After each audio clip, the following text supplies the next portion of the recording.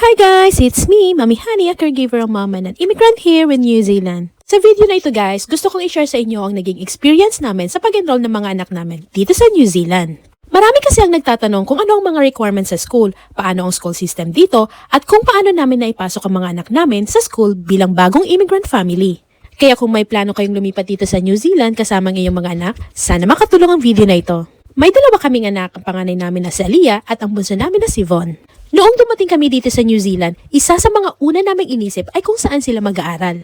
Pero bago ko ikwento ang experience namin, gusto ko manang ipaliwanag kung paano ang school system dito sa New Zealand. Dito sa New Zealand, karaniwang nagsisimulang mga bata sa school kapag 5 years old na sila.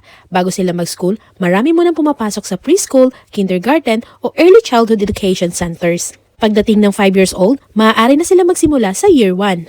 Ang primary school ay mula year 1 hanggang year 6. Pagkatapos nito ay intermediate school na year 7 at year 8.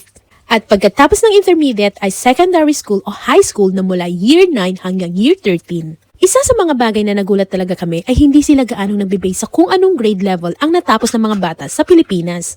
Mas nagbe-base sila sa edad ng bata. Halimbawa kay Aliyah, noong dumating kami dito, 12 years old na siya. Sa Pilipinas, first year high school siya noon, kaya ang akala namin ay mag-high school na rin siya dito agad. Pero dahil sa age-based ang placement nila dito, inilagay siya sa intermediate school. Noong una, medyo nagulat kami dahil parang bumalik siya sa isang level kumpara sa Pilipinas. Pero in the long run guys, naintindihan namin na gusto nilang mailagay ang bata sa mga kaklase niyang kaedad niya para mas madali siya makapag-adjust sa bagong environment at bagong education system. Sa tingin ko, naging maganda rin iyon para kay Aliyah dahil nagkaroon siya ng sapat na panahon para masanay sa English language, sa curriculum at sa buhay estudyante dito sa New Zealand. Pagkatapos niya matapos ang intermediate school, lumipat siya sa Tawa College kung saan siya nag-aaral ngayon. Para naman sa requirements ni Aliyah, ito ang mga hiningi sa amin sa school noon: visa, passport, proof of address, birth certificate at immunization records o baby book.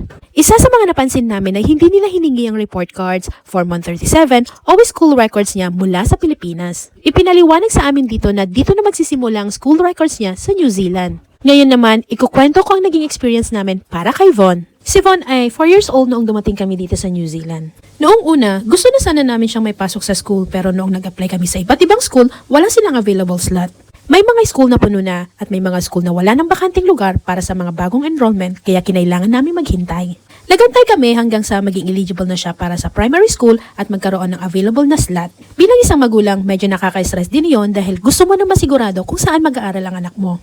Pero thanks God, natanggap din siya sa school niya ngayon. Ang school ni Von ay isang Christian at Catholic school. Isa ito sa mga dahilan kung bakit nagustuhan namin ang school dahil bukod sa academics, mahalaga rin sa kanila ang values, respect, kindness, discipline at faith.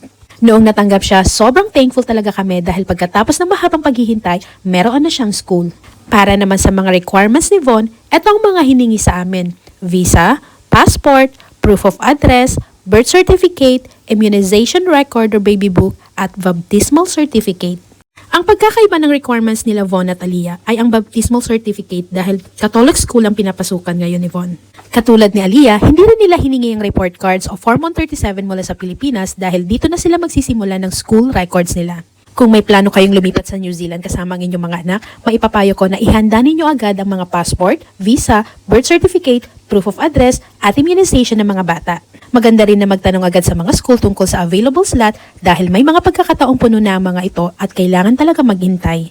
At huwag kayong mabibigla kung iba ang magiging year level ng anak ninyo kumpara sa Pilipinas dahil normal lang iyon dito sa New Zealand dahil age-based ang kanilang placement system. Bilang magulang, isa sa mga pinakamahalagang bagay para sa amin ay ang edukasyon ng aming mga anak. Hindi naging madali ang proseso namin bilang bagong immigrant family, pero nagpapasalamat kami dahil nakapag-adjust na sila at masaya na sila sa kanilang mga school. So that's it for today's vlog guys! Thank you for watching and sana nakatulong itong video na to, and don't forget to follow, like, and share.